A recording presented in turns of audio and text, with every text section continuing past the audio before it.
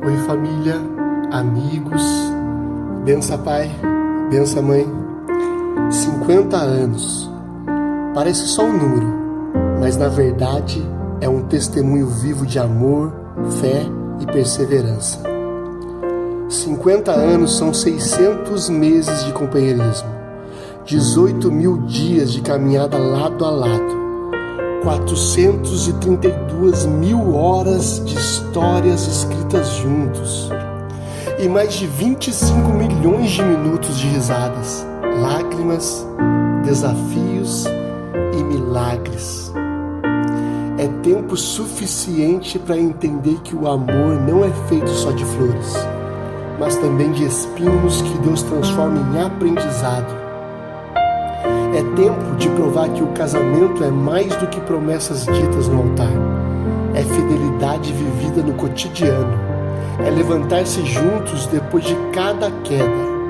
É rir dos tropeços e orar nas tempestades. E quando a conta parece alta demais, quando os anos pesam e o fôlego falta, lá está Ele, o mesmo Deus que os uniu, mantendo o controle de tudo, porque Deus nunca perde o controle, nem nos dias bons, nem nos dias maus, nem quando o riso enche a casa, nem quando o silêncio parece gritar. 50 anos não é apenas uma história de amor, é um altar de gratidão, erguido tijolo por tijolo, lágrima por lágrima, oração por oração. E nós, filhos e netos, estamos aqui hoje para testemunhar que o mesmo Deus que começou essa boa obra há 50 anos atrás foi fiel para sustentá-la até aqui. Tudo começou lá em Maria da Fé, no sul de Minas, há quase 75 anos atrás, quando nascia um bebê lindo, Antônio Inácio dos Santos. Um menino que mal sabia ele, mas estava destinado a ser o patriarca de uma família grande, próspera e feliz. 7 anos depois, a mais de 150 quilômetros de distância, na cidade de Tremembé, nascia a mulher mais linda do mundo, amorosa, cheirosa, poderosa, corajosa, generosa, vaidosa, preciosa e tantos outros osas do mundo. Vilma Prado, a matriarca. E o Senhor achou graça nela. E ela também não sabia, mas ele tinha reservado a ela o dom mais lindo e puro do mundo, o dom de ser mãe. E que mãe ela seria? Eu, o narrador dessa história, ouso dizer que ela seria a melhor mãe que esse mundo já viu. O jovem chamado Antônio Inácio dos Santos decidiu sair de casa aos 20 anos, cheio de coragem, sonhos e esperança, para tentar uma vida melhor em Tremembé. Deus olhou para aquele encontro improvável e sorriu. Era o início de uma história que Ele mesmo escreveria com sua graça, amor e misericórdia. Mamãe, aos 9 anos, já era um exemplo de responsabilidade e força. Trabalhava como gente grande, cuidava dos irmãos e põe irmãos nisso, viu? E ajudava nos afazeres da casa. Aos 14 anos já trabalhava fora para ganhar seu dinheiro e ajudar financeiramente em casa também. E com esta mesma idade, através do tio João, conheceu aquele mineiro cheio de sonhos e esperança. Quando Tonhão conheceu aquela mulher, ele teve a certeza que tudo o que ele sonhou para realizar só seria possível se estivesse ela do seu lado. Então ele não perdeu tempo, partiu para cima com aquela lábia que só o mineiro tem. Dona Vilma nunca foi de falar muito, mas o Tonhão, esse sim, falava pelos dois. E ali, no ano de 73, ela, com apenas 15 anos, começou a namorar aquele mineiro bravo de 22 anos de idade. E como a gente brinca até hoje, papai pegou a dona Vilma para criar. Aos 17 anos, subiu ao altar e disse sim ao homem de sua vida. Eles se casaram e começaram ali uma família abençoada. E 4 meses depois, sim, gente, 4 meses depois do casamento, não deu nem tempo de respirar direito, nasceu Márcio Luciano, o primogênito, e junto com ele a escola da paciência. E eles gostaram muito de fazer filho. Era menino atrás de menino. Foram parar bem depois com a sua obra-prima. 1 ano depois do Márcio Luciano, veio Marco Antônio, o famoso Nenê, o filho preferido deles. E tudo bem, pai. Tudo bem, mãe. A gente aceita e entende isso. 2 anos depois, em 79, nasceu a Silvia, a que questiona tudo até hoje. Fala tanto que às vezes fica até sem ar e precisa da bombinha dela para se recuperar. Joabe nasceu praticamente 1 ano depois, e com ele a escola da paciência voltou novamente. E em seguida, em 82, nasce a Gisele, a mais mole e chorona da turma. Desmaiava por tudo. Era o esporte preferido dela. E por fim, veio a obra-prima do casal, como eu disse no começo da história, o Amós, o filho mais amoroso, engraçado e, claro, o filho que eles mais amam depois do neném. Claro que não podemos esquecer dos cunhados filhos, né? Que foram criados sempre muito próximos do casal. E do Rafa para baixo, com a mesma idade dos filhos do casal. Tudo ali começou a se misturar, tudo foi se misturando. Cunhados, filhos, sobrinhos, netos. O destaque vai para Sueli, mais nova que a Silvia e mais velha que a Gisele. Fecha o trio parada dura da mulherada. Aprontavam várias, mas a Sueli, quando o caldo engrossava pro lado delas, ela saía de mansinho, pulava o muro de casa e ia embora para casa dela. Ela deixava o B.O. para Silvia, para Gisele, ou melhor, deixava o B.O. para Silvia, né? Porque a Gisele, a uma altura dessas, muito provavelmente já tinha desmaiado. Com certeza. 6 filhos, pai. 6 filhos, mãe. Uma casa cheia e um Deus que já preparava cada detalhe da caminhada. Casaram jovens, a vida era dura. E assim como os filhos, as dificuldades também vinham uma atrás da outra. Mas Deus nunca perde o controle. 2 anos depois do casório, através da nossa eterna matriarca Dona Antônia, minha avó, por intermédio dela, meus pais conheceram o Evangelho. Jesus entrou em casa e nunca mais saiu. O cigarro ficou para trás, a bebida também. Gente, antes de Jesus, mamãe e papai gostavam de uma bebida e um cigarro, viu? Eram seus vícios. E quem diria, hein, Tonhão, que aquele ódio todo pelos crentes viraria amor pela presença de Deus. Como diz a palavra, se alguém está em Cristo, é nova criatura. As coisas velhas se passaram, eis que tudo se fez novo. E ali o Senhor já aprendia, né, pai, que os cristãos não são poupados das lutas.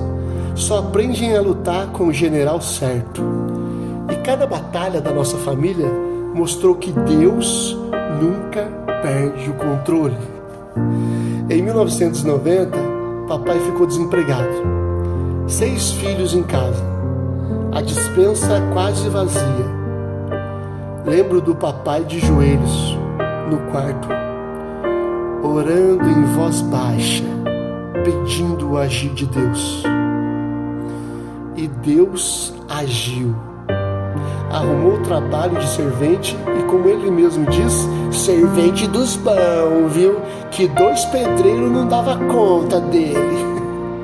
Mas com 6 filhos, pai, o Joabe e a Sílvia comendo 6 pães cada um, isso aí só no café da manhã, não dava, né?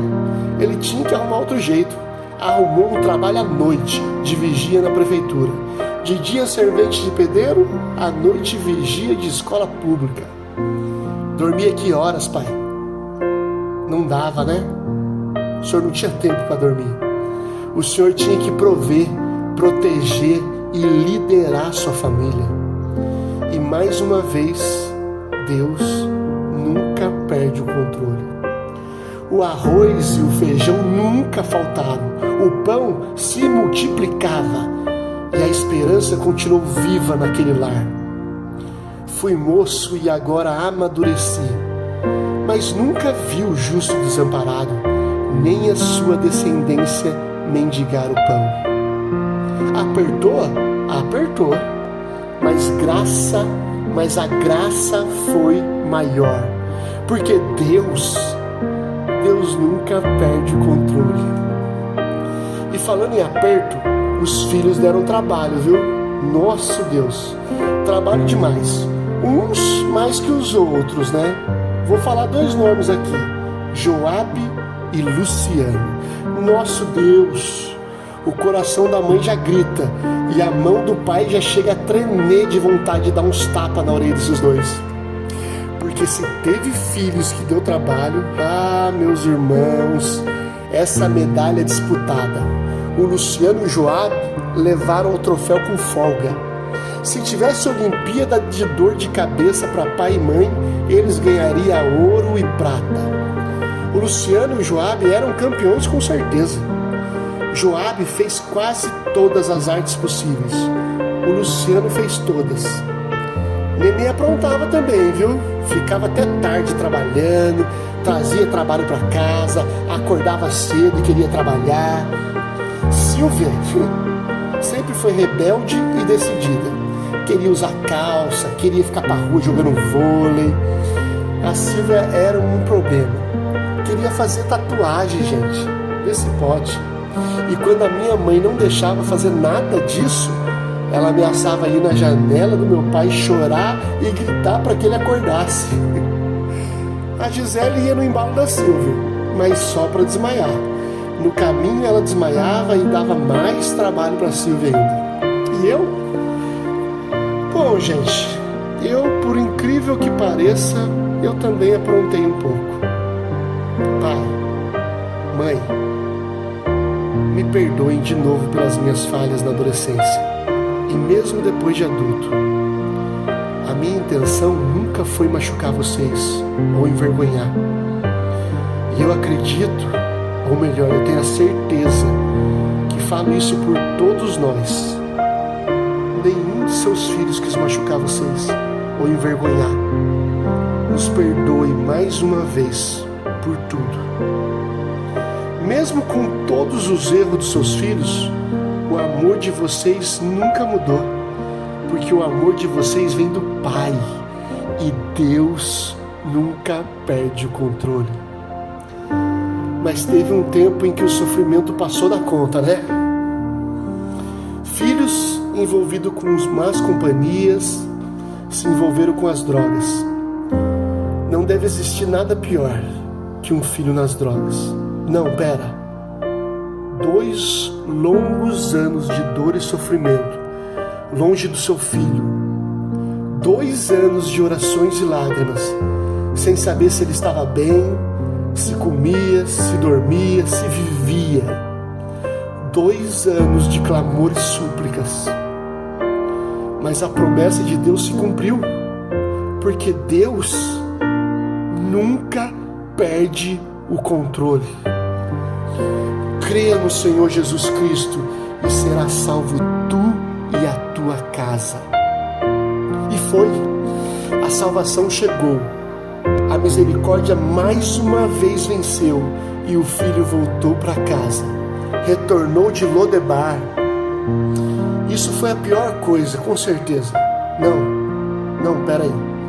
ouvi de um médico a seguinte frase: pai, você não tem dó de cortar uma menina tão linda assim? Era claro que ele tinha dó. Era claro que o senhor tinha dó, né, pai?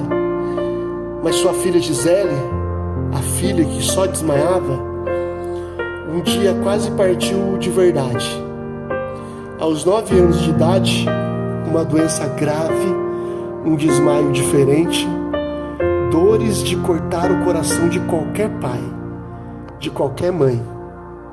A vida dela ficou por um fio, mas Deus interveio, como sempre, curou, restaurou, deu vitória, porque Deus, Pai, Ele nunca perde o controle. Isso sim foi o pior, não tem nada pior. Não, pera, achou que eu ia esquecer o episódio mais marcante da história do casal, né? Sei que a mãe não gosta de tocar no assunto e o pai não gosta nem de lembrar. Mas a história mais difícil dessa família, sem dúvidas, foi com o Nenê, o testemunho da família. Quando ele era um adolescente, gente, meu pai deu uma túnica colorida para ele. E, opa, pera aí, gente, eu confundi as histórias aqui. Ai, piada interna dos irmãos, tá? Só para quebrar um pouco o clima, porque essa história é muito dolorida para todos nós. O Nenê, ainda bebê, adoeceu. Inchaço era grande, uma doença sem diagnóstico, uma doença sem cura. Os médicos não sabiam o que era. Ele ficava indo de clínica em clínica em Taubaté. Mamãe com ele no colo e a Silvia na barriga. Descia a pé do Santana ao Bem-Virá para pegar o ônibus para Taubaté. Luciano ficava com a vovó Antônia, a nossa matriarca. Papai ia de bicicleta, porque não tinha dinheiro nem para coxinha para o menino, que tanto amava, muito menos para o transporte. Mesmo sem a certeza do que era, veio uma previsão sombria dos médicos. Esse menino não vai viver muito. Essa doença veio para matar. Meu pai não desistiu e minha mãe nunca parou de olhar. E todo filho precisa de uma mãe que ora. Foi levado para São Paulo, um bebê, e lá ficou ainda mais difícil. Minha mãe e meu pai acompanharam a situação. Conseguia ir para lá somente de 15 em 15 dias, e apenas um deles. Quando os dois conseguiram ir, finalmente, adivinha, o Nenê pegou sarampo e isolado ele teve que ficar. Papai e mamãe só ouviram de muito longe e ele nem sabiam que eles estavam lá. Que dor, que prova, hein, meus amores? Viajaram para São Paulo e nem um abraço em seu Nenê pôde dar. Mas através da misericórdia e graça de Deus, ele começou a melhorar. E em uma das visitas, o papai nem reconheceu seu filho, porque o inchaço já tinha passado e muito diferente ele estava. Mas uma coisa chamou a atenção: aquela criança estava com uma vassoura na mão, trabalhando, só podia ser o seu filho. Quando viu o papai, o Nenê também parou. Observou e correu em sua direção. Agarrou na perna do papai, que chorando glorificou. Na hora de ir embora, a despedida mais difícil daquele homem, o Nenê olhou em seus olhos e perguntou: pai, o senhor gosta meu? Gosta meu, pai? Como quem dizia: me leva embora com você. Eu vou me comportar bem, pai. Me leva com o senhor. Mas ainda não era o tempo. E mais uma vez ele voltou sozinho, sem o seu Nenê para casa. A situação ainda era grave. Os médicos nem sabiam ainda o que era. mas o médico dos médicos é quem dá a última palavra. E Deus disse sim, vai viver sim, e vai viver bem. Curou, fortaleceu, transformou aquele quadro de morte em vida. Hoje, o neném é um milagre vivo, filho, pai, e esse ano virou vovô. Sabe por quê, gente? Porque Deus nunca perde o controle. Para Deus, nada é impossível.